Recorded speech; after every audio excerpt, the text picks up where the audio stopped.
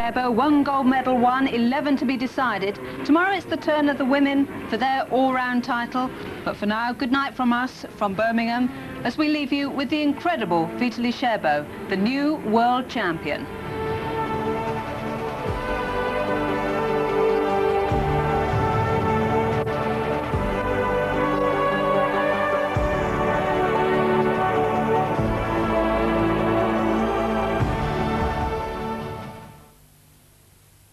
We're back! Who's back? We're back! The comic strip returns. I disguise myself and I travel incognito to the Barracuda Club. Overdressed, undercover, and ever close to the edge. Who are you? I'm the devil. There! Oh, those boxes, fire! Detective Inspector David Spank. If you want me to work on this case, I'm going to be calling you Gov all day long. Not all coppers are Londoners, you know. Shut up! The comic strip, the new series, next Thursday, 9 o'clock on BBC2.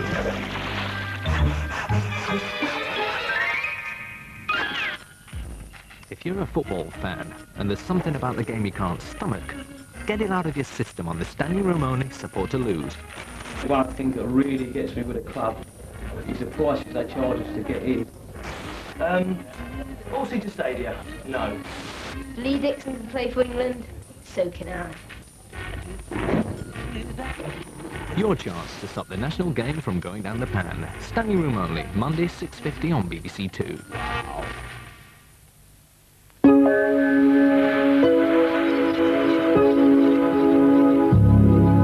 Thursday evening on BBC2, and time now for a late night spin in Top Gear.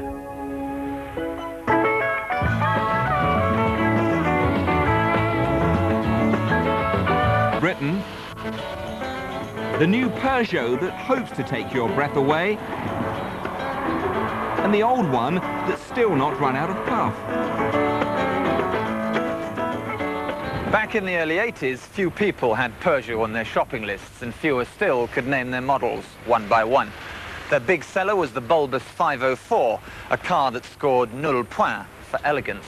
Peugeot knew that if they were to become a market leader, they needed two things: a complete change of image and a strong presence in the growing market for small cars. And we knew that we had to have a car that looked more rounded and kinder to the consumer, but with a long wheelbase that somehow set it apart from other cars. You had to have, therefore, a distinctive rear suspension to be able to do that, and all of that was embodied in the 205. And it was launched, as every car manufacturer does, with high expectations. Now, having launched the car and hoping it's great, you then want to fan the flames to really make it successful. And the key for me was, having launched the 5-door car at the back end of 1983, we then came very quickly with the GTI car. After the GTI car, we put World Rally cars in and won the World Rally. So instantly, people could associate success of buying the car with winning the rally. The two linked together. So a great design, but then great marketing to support it. The Peugeot 205 GTI 1.9. A clear case of image building, if ever there was one. By blessing the 205 with a large helping of street cred, it became the small car to be seen in. From the aspirational shopping shuttle of every suburban mummy to the Sloane Ranger's slingshot, it soon became dead trendy. The 205 instantly invigorated Peugeot, and their new look was widely imitated. In 1988, Peugeot looked at freshening the shape, but decided it couldn't be improved. Instead, the 205's styling motifs were reckoned too good to change and began to be echoed in their entire model range, from 309 to 605. One of the most endearing things about the 205 is its friendly, wrap-round quality. It's beguiling to drive and feels right after the first mile of acclimatization. Steering's very sensitive, the turn-in is pin-sharp, and the ride is typically French. It smooths out every pimple and declivity in the contours. And there's plenty of leg and headroom, plus a half-decent boot to boot. Small wonder then that in its heyday, the motoring press dubbed it the best small car in the world.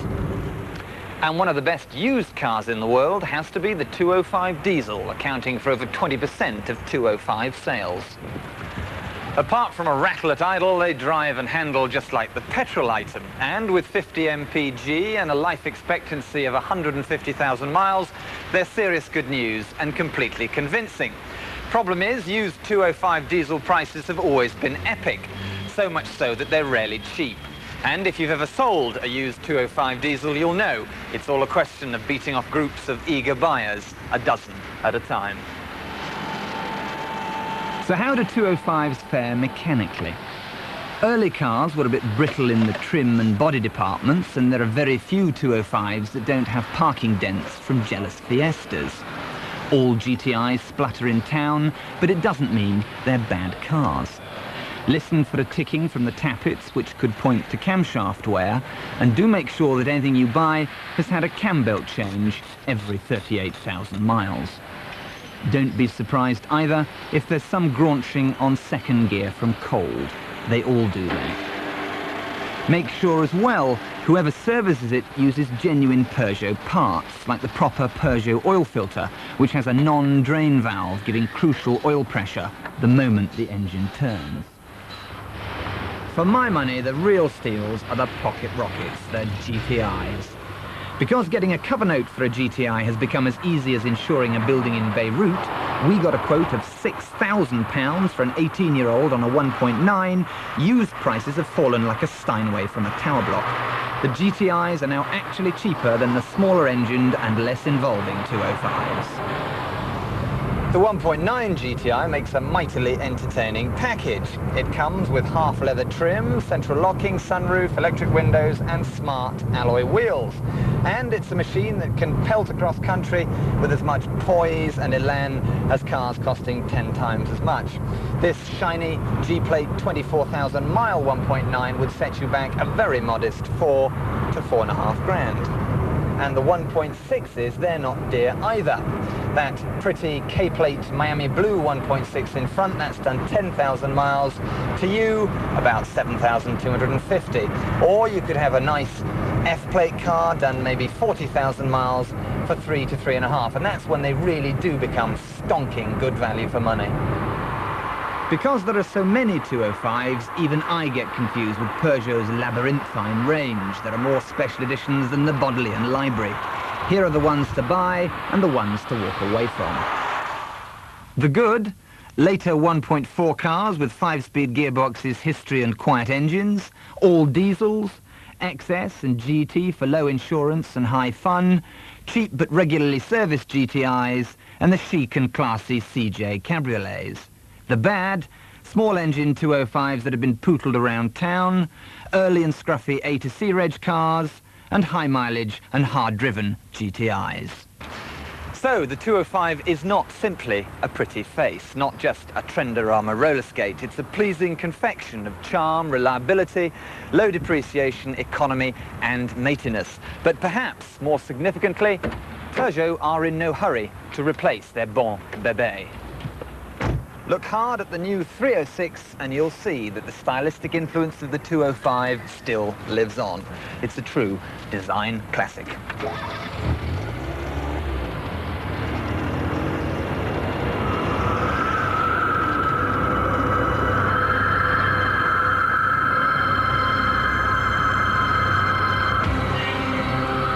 Hands up, everyone who thinks Quentin Wilson looks like Count Dracula.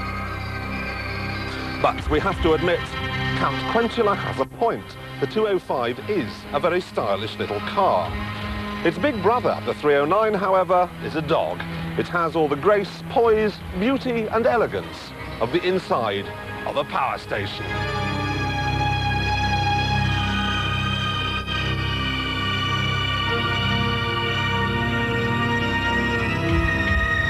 The 309, however, is dead. This is its replacement. It's called the 306, and boy oh boy, does it have its work cut out. It's about to wage war in the most competitive, cutthroat part of the marketplace, taking on, among others, the Astra, the Escort and the Golf. Price-wise, the range goes from 9 grand for the cheapo 1.4 to 12 grand for the lavish 1.8. This one, the 1.4 litre XR, is good value at £10,500. For that, you get the usual dazzling array of equipment: electric windows, burglar alarm, power steering, engine immobiliser, stereo, and an immense feeling of space. I'm not joking, it actually feels bigger in here than it did in the Jaguar XJ12 that we looked at a couple of weeks ago. However, the size is offset to a certain extent by a rather curious driving position. Set the seat so that your arms are comfortable on the steering wheel and your legs get all squashed up in the footwell. Set it right for your legs and you can't reach the steering wheel, which does tend to make cornering a touch difficult. And that's a shame, because this car, like all Peugeots, handles like a dream. I could prattle on about the wheel at each corner layout and the torsion bar rear suspension, but basically you could sum it all up by saying Peugeot make better mass-market chassis than anyone else. They don't even disgrace themselves on kart tracks, because the 306 has a good ride too. Now, this handling malarkey is all very well if you like to get your foot down, but what if you just want something that'll get you to the shops? Let's take a look round. Space in the back. That's not too shabby, unless, of course, you are chauffeur to Demis Roussos. The boot. Well, it's not exactly the biggest I've ever seen, but it is quite practical. Styling. Well, I don't think this is Peugeot's best effort. It's not ugly, it's just a bit boring. And I want to know this: who chose the colour? Stevie Wonder?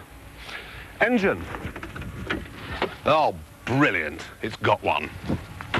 Actually, while we're on the subject of engines, Peugeot and their partners at Citroën make, I think, the best diesels there are. So, if you specifically want an oil burner, this might be quite a good bet.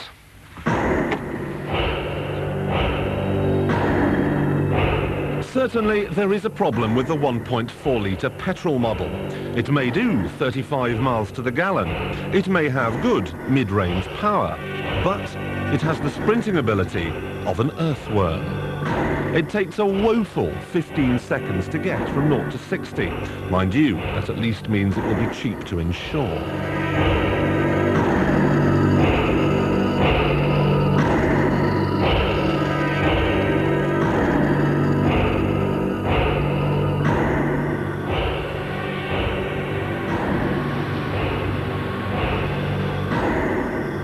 So, what we have here is an average car that's let down by below-average performance, yet helped up by absolutely superb handling. That's probably enough to make it my favourite car in the class, but if you're not bothered by such things, might I suggest you draw up a list of all the alternatives, including the 306, put on a blindfold, and find yourself a pin.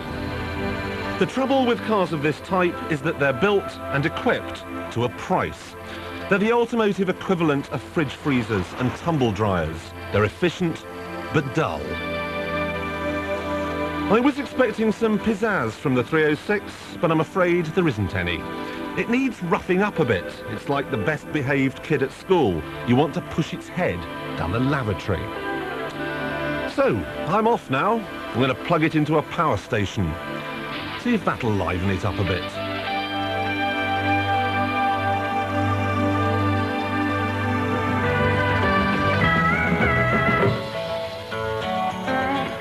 Well, we had a tremendous response to last week's competition, and many of you correctly identified the good old Mini Cooper.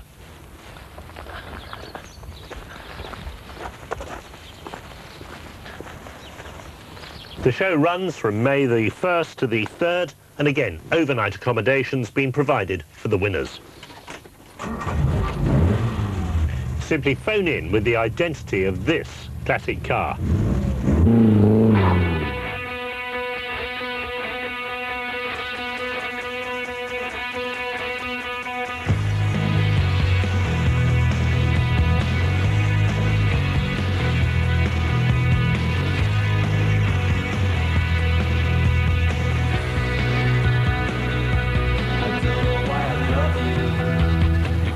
There's a hammer in my hand. Well, if you think you know the identity of this week's mystery classic, simply phone 0891 800 350. And that phone number will be repeated at the end of the programme.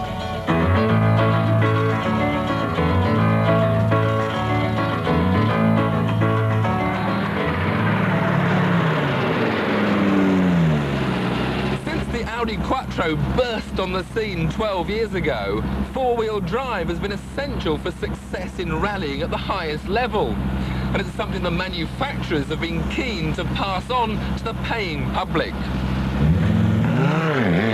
Vauxhall certainly had no doubts about its benefit in terms of increased grip.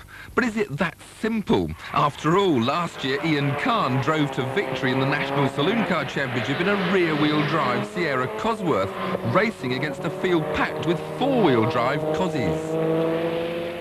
So is there really any advantage in four-wheel drive for the everyday motorist? Well, two manufacturers that make a model in both two-wheel drive and four-wheel drive versions are Vauxhall and BMW. Now, the four-wheel drive version has the same engine, the same horsepower, yet it's slower from 0 to 60, uses more fuel, and costs more to buy. So what are the benefits of four-wheel drive? Well, we've come to Myra to find out. One easy test is to measure how quickly a car can corner before grip is lost. With sophisticated instrumentation bolted on, the cars are driven around a set line at a gradually increasing speed until a speed is reached where it begins to slide offline and can no longer hold that steady circle. The results may surprise a few people. The front-wheel drive Cavalier lost grip at 37.5 miles an hour, while on the same tyres, the heavier four-wheel drive model was actually fractionally slower. The rear-wheel drive BMW managed 38 miles an hour, while the four-wheel drive car, fitted with wider, low-profile tyres, was only 1 mile an hour better. Even on a wet road, the results told the same story. No extra cornering grip, but do they feel different? We decided to remove any telltale extras and cover up all the ID badges, then invite some experienced drivers from the public to see if they could tell the cars apart. An independent observer from Myra sat in on each road test to ensure fair play. A route was laid out with a wide variety of corners to give the cars a thorough test. Would the drivers spot the difference? So, Farrick, any idea, two-wheel drive or four-wheel drive? I'll have to wait till I try the other one. But you must have a feeling for this one. I thought it was two-wheel, actually. Wrong, Farrick. The red BMW is the two-wheel drive car. I think this is the four-wheel. Did I say the four-wheel last time, didn't I? No, this is a four-wheel drive. Well, one confused so far. Lisa also thought the red car was four-wheel drive, but that was before she'd driven the real thing. Right, Lisa, you've now driven both the cars. Your opinion staying the same? No, I think this is the four-wheel drive. I went round the corners a lot easier in this car. Ah, but Paul didn't agree. Paul, you've had a chance to drive the first of the BMWs. Two-wheel drive or four-wheel drive? Very nice vehicle. A two-wheel drive, I think. And why do you say that?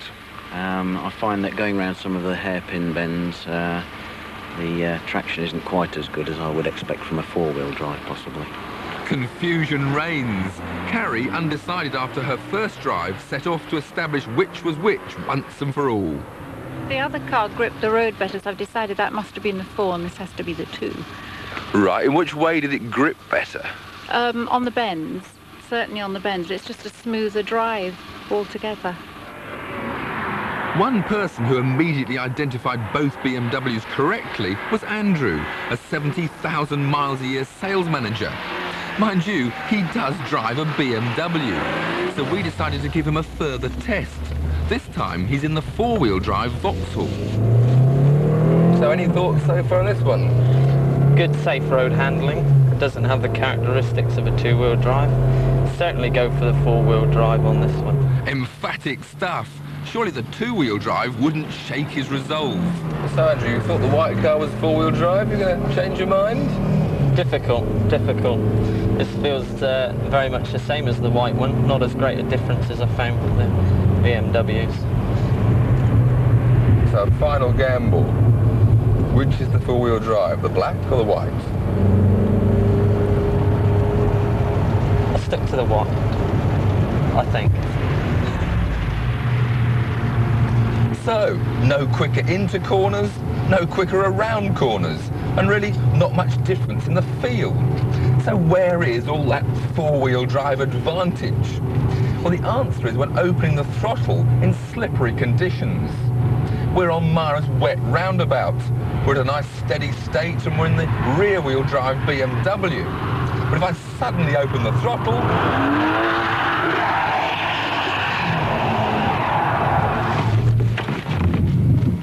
things get a little dramatic.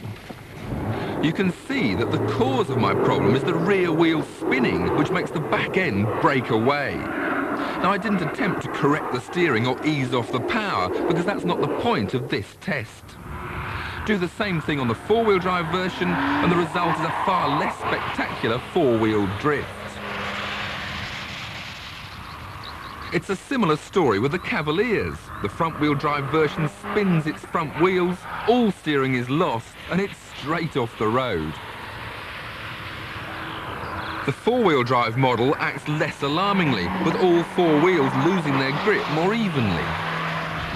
So, if you're clumsy with a throttle, particularly in a powerful car, or you're accelerating out a very slippery corner, then the four-wheel drive will help. It won't break traction so easily, but it won't necessarily stop you sliding off the road. Of course, for the road driver in everyday traffic, the ability to pull out confidently from a junction is an obvious advantage. With four driven wheels to cope with the power, it's easier to make a smart set-off. With everything going through two wheels, if you're a bit over-eager to jump into that gap, you could find your power and direction just slipping away. Four-wheel drive really comes into its own when ice, snow or mud cover the road, and if you should have to tackle wet grass by a campsite, for instance, then when two wheels get bogged down, the prime spots are taken by the four-wheel drive brigade. Mind you, if your 4x4 is wearing fat, low-profile tyres, you might not get so far. So, four-wheel drive does have its advantages, but there's a fast-growing alternative, and that's traction control. It's used by an increasing number of manufacturers, and Ford have introduced it on their new Mondeo. Using the sensors already fitted for ABS, wheel speeds are constantly compared. Any trace of wheel spin is detected within 5 milliseconds, and the Mondeo's traction control applies the brakes on the wheel in question and reduces engine power by lengthening the accelerator cable, thus closing the throttle. Problem over, and the throttle's reopened and the brakes released. So we're back on our slippery circle in the Mondeo. And with the traction control switched off, I'm going to try and drive a bit faster. But the engine revs are spinning wildly, and it understeers. And there's no way I can hold that tighter line on the circle. If I then switch the traction control on and try again to go faster around this tight inner circle. Now, I'm holding the inner line. The engine revs aren't racing up high because the throttle is actually being taken away from me. I've got the right foot absolutely buried on the floor, and I can drive around and round this very slippery roundabout without sliding out. So, is four-wheel drive for road cars a thing of the past? Rally drivers will always want it for going faster. Off-road drivers will always want it for getting out of the mud. But for driving on the road in normal conditions, developments like traction control are beginning to make four-wheel drive look like an expensive luxury.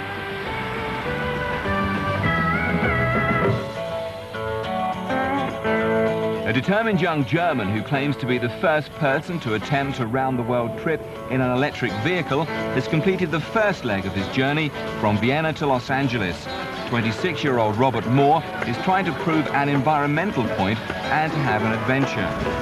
Very difficult was the Siberian winter because the temperatures dropped minus 30 degrees Celsius, which was difficult for me as a human being and for the cars with the batteries. My range did drop a little bit, so once in a while I had to tow the car because the distances from one village to another one were a little bit too far. Robert expects to get his Danish-built L-Jet back to Vienna by the end of July.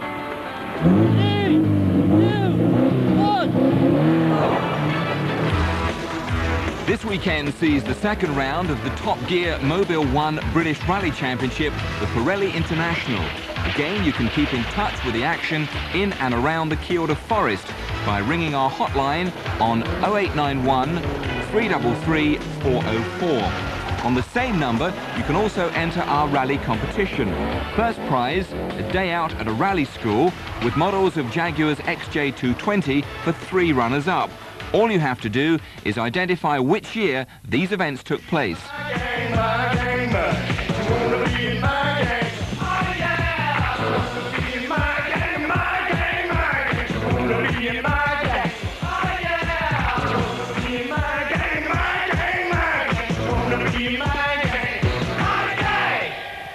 We'll announce the lucky winner who'll get his driving experience in our coverage of the Pirelli Rally in a couple of weeks. Ladies and gentlemen, you are looking at what, in the 1960s, the US Army tried to develop into a multi-purpose, all-terrain military vehicle. In fact, they took it to the Nevada desert to see if it could cope with sand. Sadly, it could not. So, what about, mud? OK, well, could it deal with rocks, even if they were small ones? In a word, no. In fact, unless the conflict involved running over unarmed foot soldiers on perfectly smooth tarmac, it was completely useless. However, over in Australia, advertisers had recognised the true potential of the Moke and were busy selling it as a funster. Wow! Meet BMC Mini Moke. Just look at that! Hey, look at this driver treated rough. Mini Moke is on display now. Just an incredible $1,295 plus delivery. Anyway, here we are, 30 years on, and thanks to production line in Portugal, the Moke, once again, is available in Britain.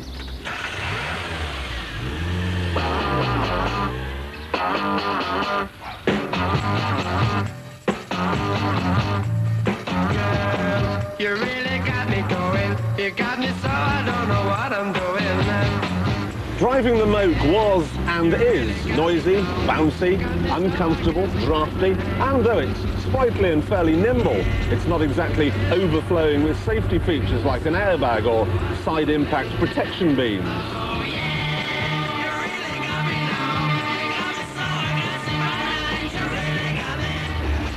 But none of that really mattered because in the 60s people used their Mokes for posing, and this is where they did it. Sadly, Carnaby Street is pedestrianised these days, but the King's Road is not. And there, even today, the Moke is as good at head-turning as it was bad at warmongering. And everyone was asking the same thing. What is it like to drive? This is basically a Mini. It has a 1-litre engine, though there's an injection Cooper version coming later. And if you like driving Minis, and let's face it, who doesn't, you're just going to love this. It's alfresco fun in an anodyne world.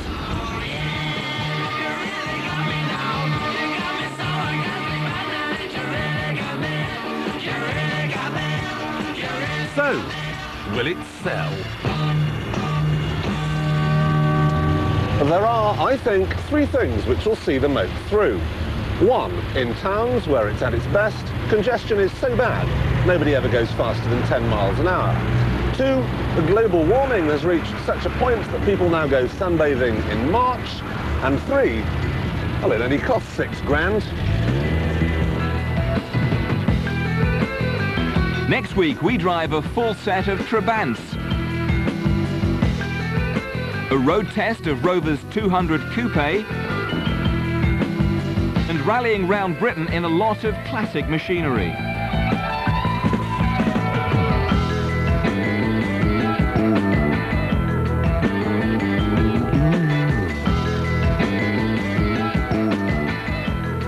Extra details on the Peugeot 306 come from Jeremy on 0891 447747. And for more information on this weekend's Pirelli International Rally and to enter our rally competition, call the hotline on 0891 333 404. And a reminder that the classic car competition is on 0891 800 350.